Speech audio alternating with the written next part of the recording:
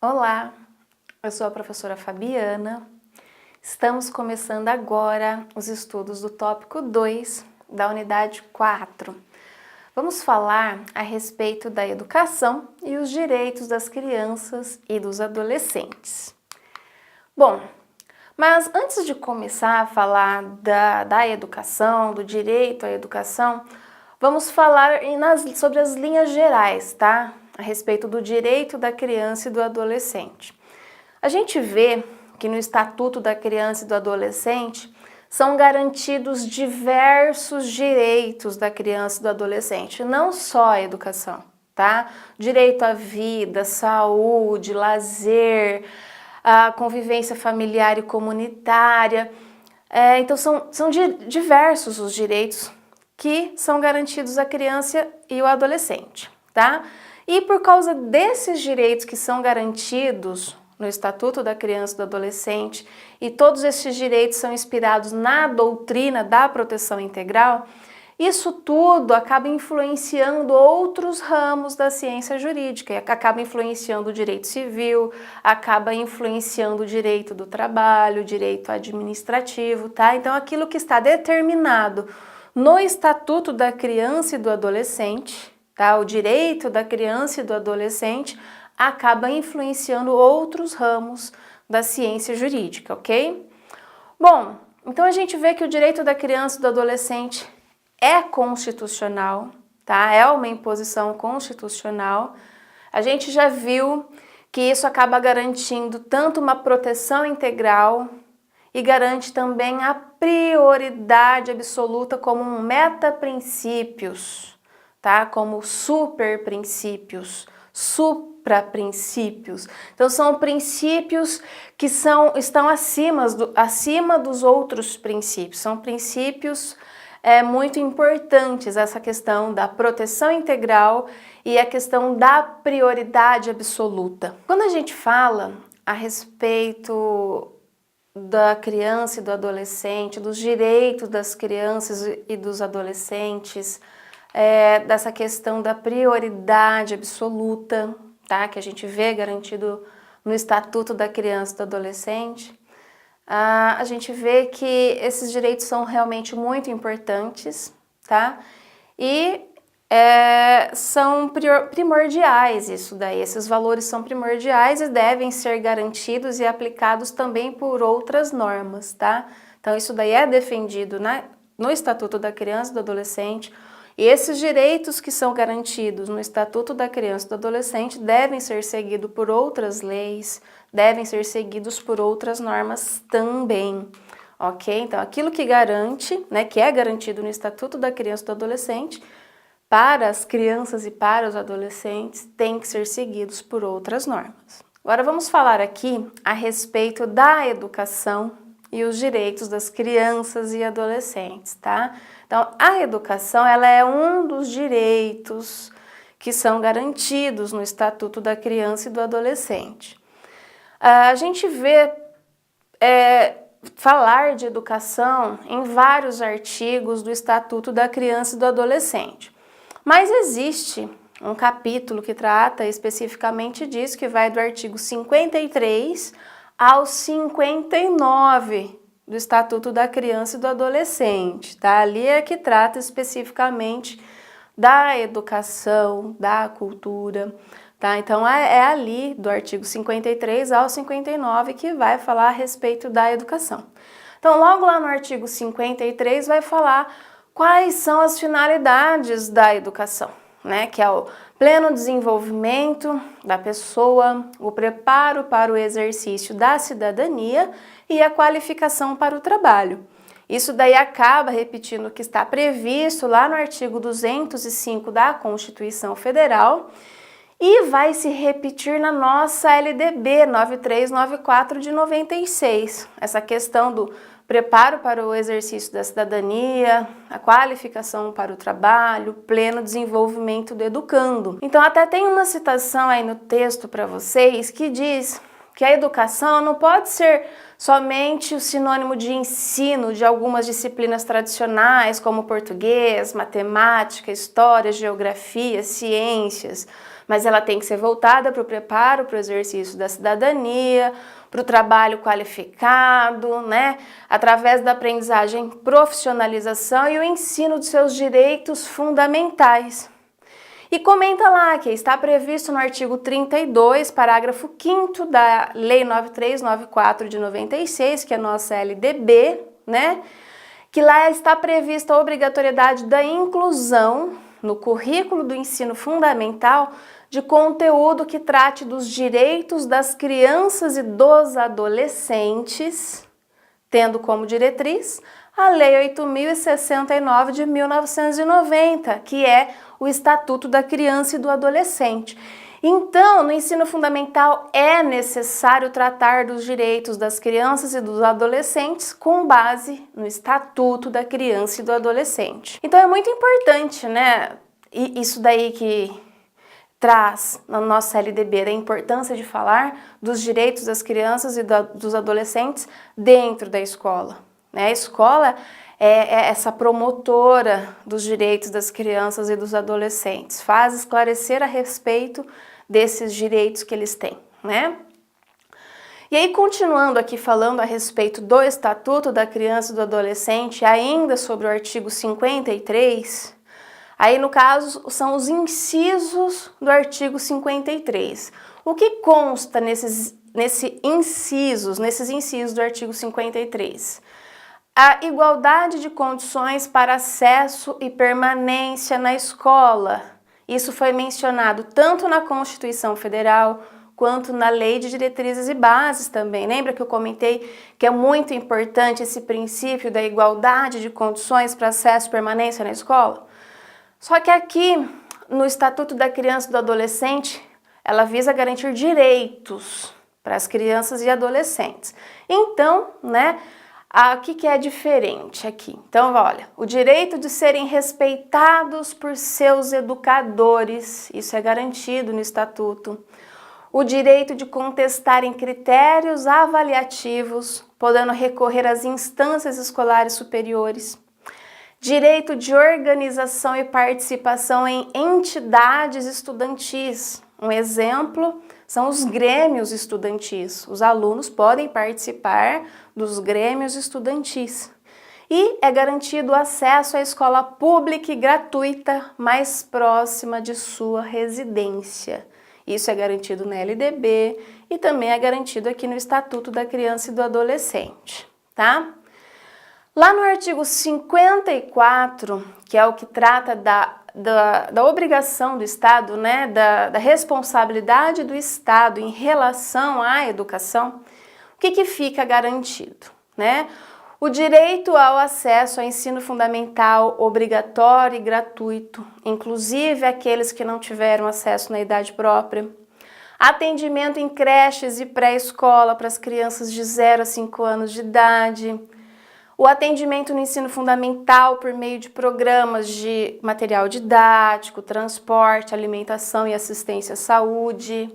A fiscalização e o incentivo da frequência no ensino fundamental. Na verdade, isso daí precisa, né, ser atualizado, porque hoje não é só o ensino fundamental que é obrigatória a frequência, né? Da pré-escola, né, até o ensino médio, que é obrigatória a frequência, que tem essa fiscalização, tem que zelar por essa frequência. Senão, o que acontece, né? Quando o ensino obrigatório é direito público subjetivo, tem que ser ofertada essa vaga pelo poder público, certo?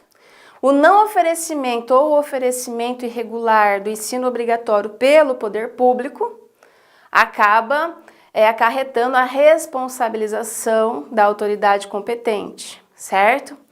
E quando os pais não matriculam o filho na escola, né?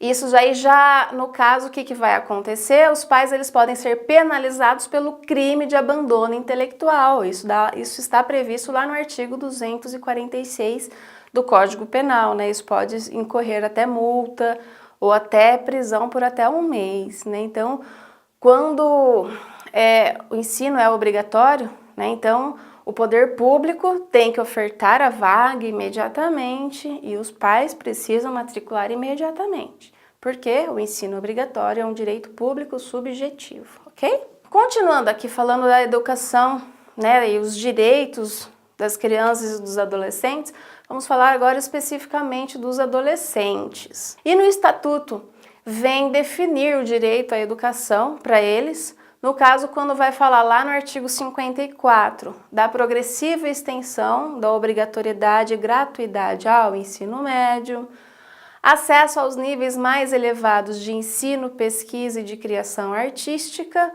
e ensino noturno regular, adequado às condições do adolescente trabalhador. Então, a gente vê que defende que o ensino noturno regular é para o adolescente trabalhador. Não é para todos os adolescentes. O incentivo é para que o adolescente não estude à noite. Ele vai estudar à noite em caso de necessidade mesmo, tá? Agora vamos falar a respeito da Lei número 13.010 de 2014, também conhecida como Lei Menino Bernardo. Antes, ela era conhecida como a Lei da Palmada, né? Quando ela começou a ser elaborada, ela era conhecida como a Lei da Palmada. Mas, como bem na época da aprovação dela, aconteceu a morte do menino Bernardo, ela foi, né, intitulada de Lei Menino Bernardo. Então, vamos falar a respeito dessa lei agora. A Lei 13.010, ela foi aprovada em 2014 e ela acrescentou alguns artigos no Estatuto da Criança e do Adolescente, como 18A, 18B, o 70A. Ela fez alterações no artigo 13, 245 do ECA, tá? Então, o que ela vai fazer?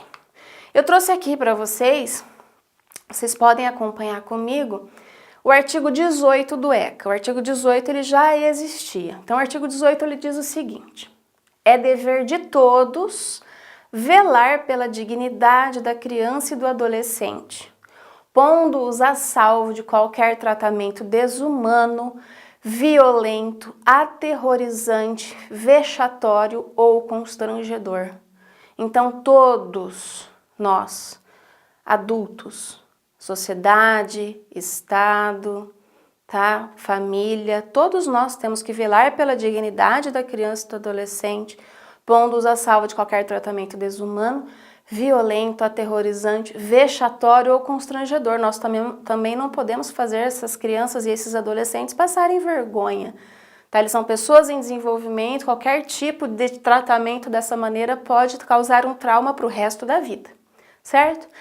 Dentro deste artigo 18 foi acrescentado o 18A e o 18B, que é resultado da Lei Menino Bernardo, né?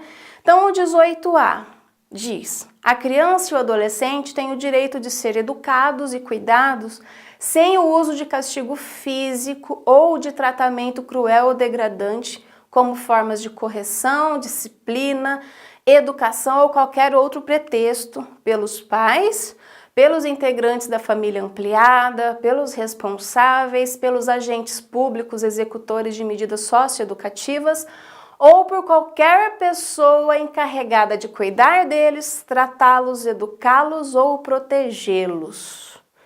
Então, nesse finalzinho aí, qualquer pessoa encarregada de cuidar deles, tratá-los, educá-los ou protegê-los, no caso educá-los ali, a gente vê os professores, tá?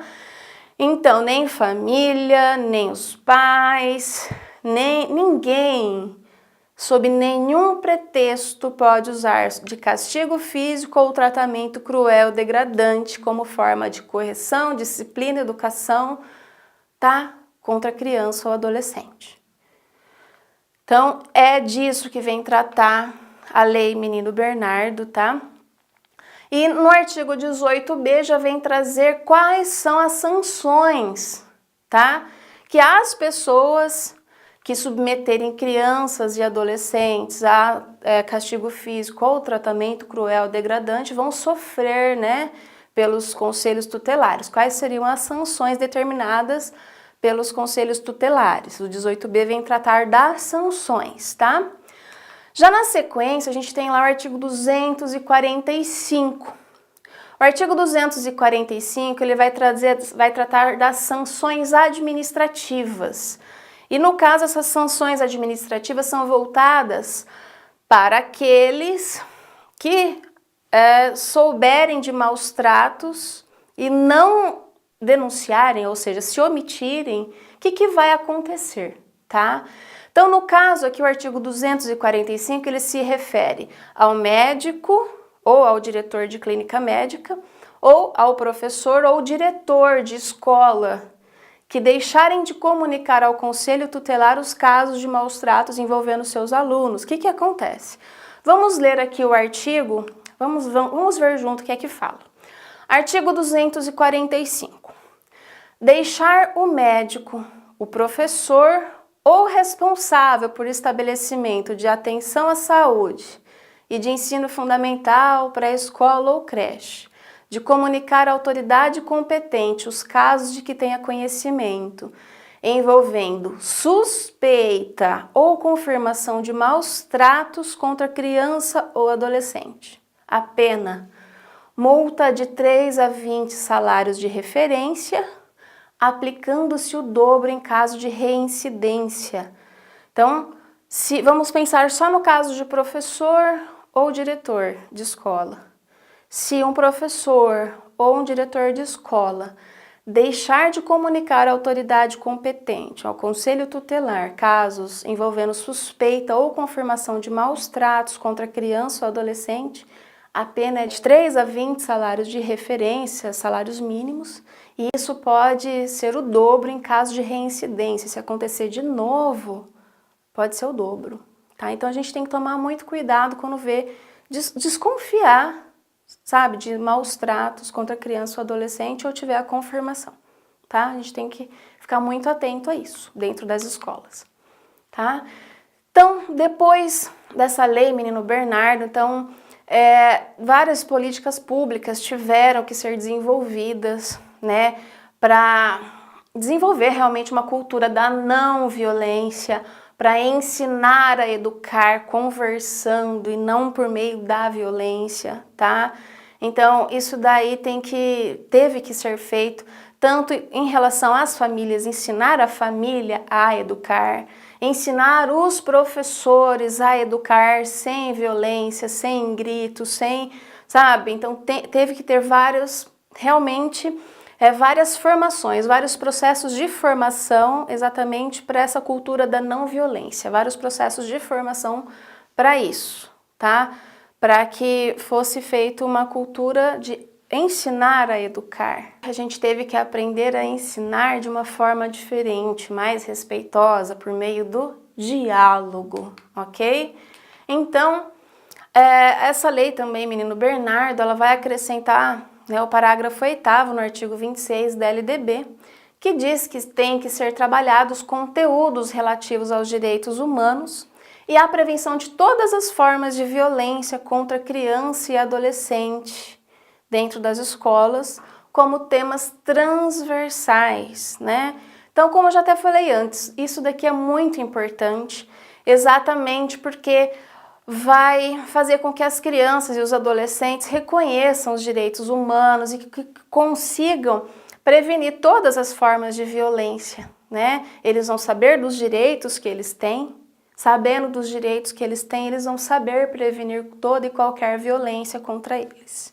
Então, gente, assista agora um vídeo que trata sobre a Lei Menino Bernardo e a gente se encontra na próxima aula. Até lá!